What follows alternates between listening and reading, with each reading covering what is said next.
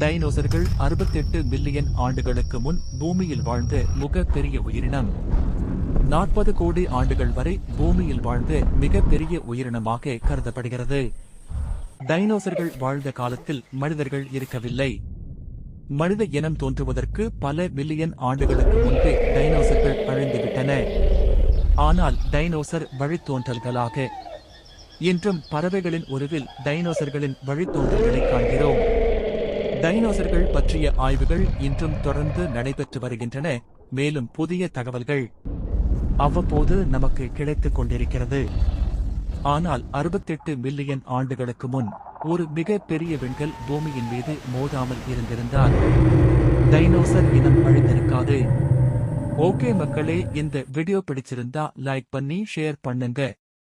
இது போன்று சுவாரஸ்யமான காணொளிகள் வேண்டும் என்றால் நமது தமிழ் ஆஃப் ஹிஸ்டரி சேனலை சப்ஸ்கிரைப் செய்து கொள்ளுங்கள்.